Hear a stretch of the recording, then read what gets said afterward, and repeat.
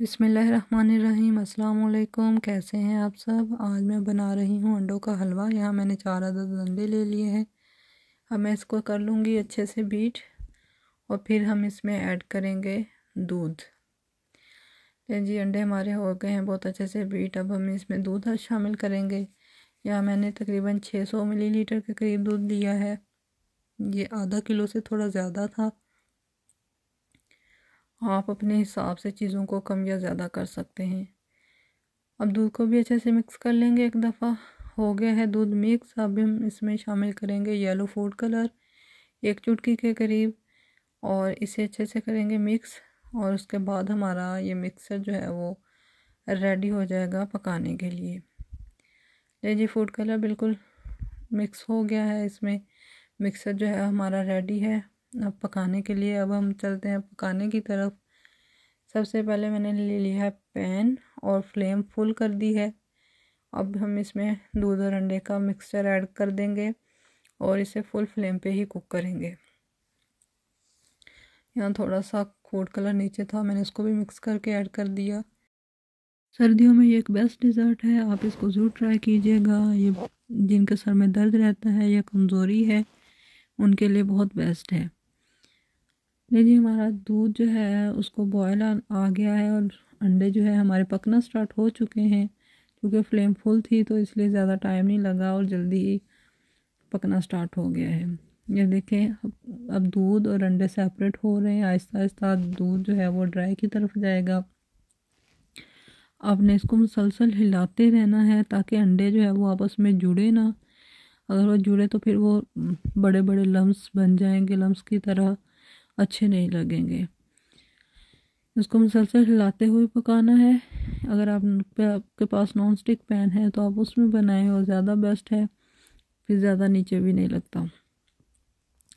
दूध को हमने कर लेना है ड्राई। देखें जी दूध हमारा काफ़ी हद तक ड्राई हो चुका है, बस हल्का सा रह गया है। तो इस टाइम पे हम इसमें ऐड करेंगे शुगर।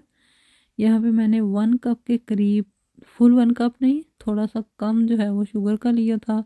ये मेरे पास पिसी हुई चीनी है, तो अगर आप ज़्यादा बना रहे हैं तो आप उसके हिसाब से एडजस्ट कर सकते हैं चीनी को।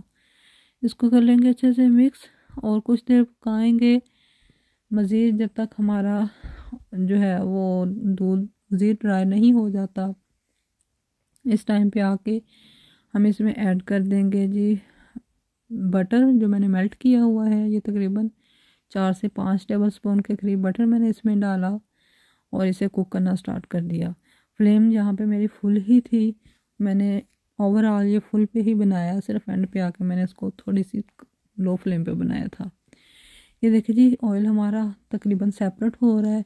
तो इस टाइम पे आके मेरे पास जो ड्राई नट्स थे मैंने वो डाले।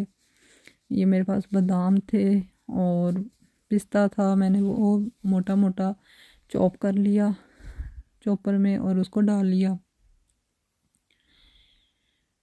और इसको जो है वो मैं 1 से 2 मिनट पकाऊंगी। देखिए हमारा ऑयल जो है वो सेपरेट हो रहा है, इसका मतलब है कि ऑलमोस्ट रेडी होने वाला है हमारा हलवा।